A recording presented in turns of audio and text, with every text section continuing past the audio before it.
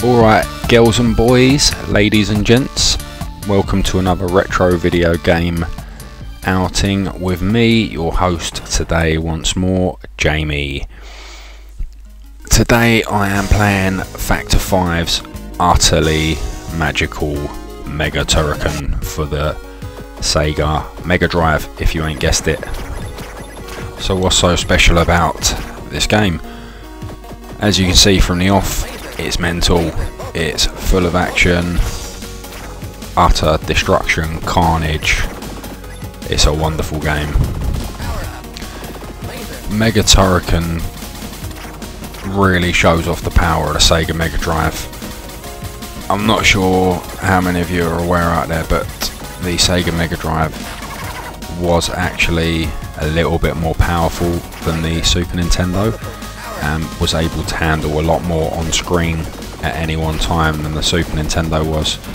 Now, Super Nintendo compensated for this by slapping in FX chips into some of the game cartridges. Now, I'm not sure 100%, but I do believe there were no games ever produced with this enhancement chip for the Sega Mega Drive, which shows just how confident they were in the power of their system. You gotta think, this game came out in '94. There's a hell of a lot going on in this game all the time.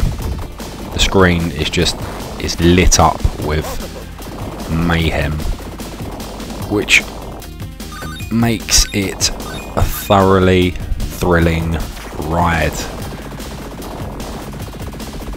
So what's the story here, Jamie, I hear you ask?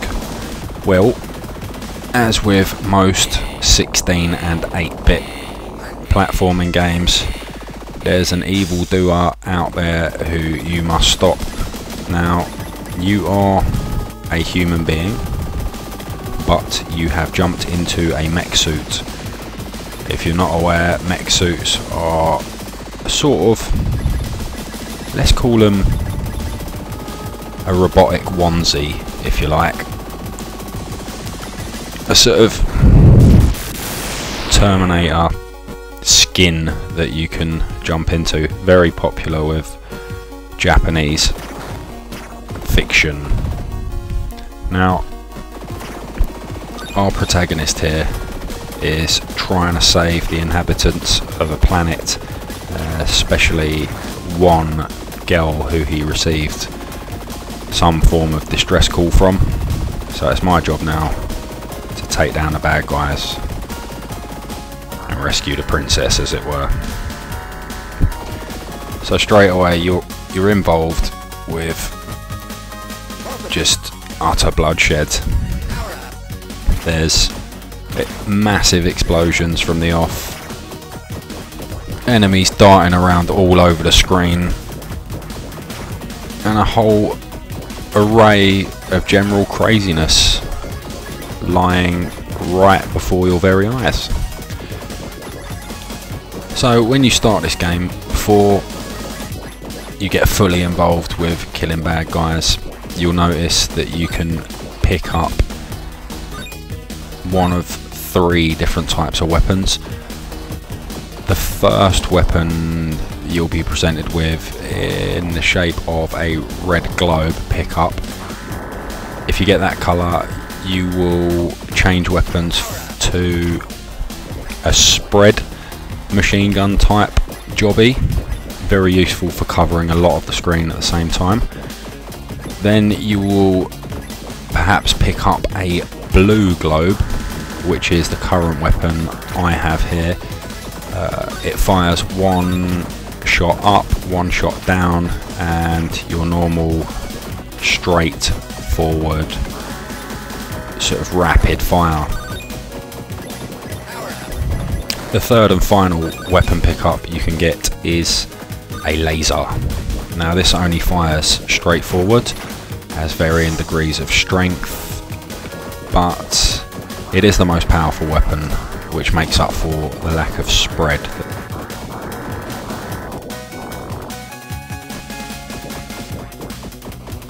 So on I go, making my way slowly towards the end boss, just being careful not to use that much energy. You can do that by just tucking out the way of any potential bad guy and using your guided rocket, which you should have picked up at some point along the way. Now here's a good little bit of gameplay. So you're making your way down an elevator into the lower regions of the level, and you're being attacked by these strange beetle-like creatures which dart out of the darkness to try and mangle you. And just keep your nerve, duck left and right, and you should have no problem whatsoever.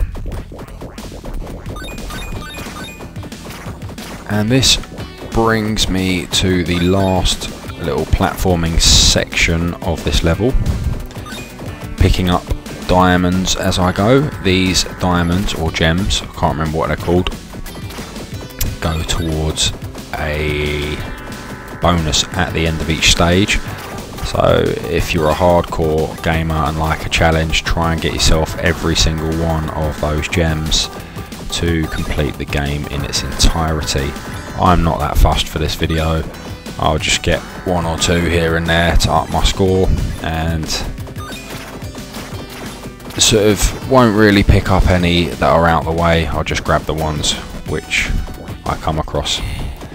Now I am on stage 1 boss, who seems to be made up of meatballs with veins on them. And there he is. So you got to shoot this geezer in the gob and avoid the gunfire. One way you can do that, just press down on your special attack and you will blast him a bit easier. It's quite tricky, this boss. He's about to kill me, and he's killed me. I shall use one of my lives to come back. Now each time you lose a life, you do in fact power down your weapon a stage, which isn't very handy. So if you find yourself in that predicament, just keep on using your special attack, and before you know it, you'll have done this nasty boy. There he goes. Big flaming meatballs. Which brings us to the end of level 1 of Mega Turrican for the Sega Mega Drive. A very, very nice game, but also unfortunately for you, if you don't own it, it is very rare and the price reflects its rarity. You'll be lucky to get it for under £50 sterling or 75 US dollars. So if you want to get in touch with us about perhaps this game or whatever, at GameShed on Twitter or thegameshed.co.uk or .com. Jump on there, loads of retro gaming goodness. So until the next video, my name's Jamie, and goodbye.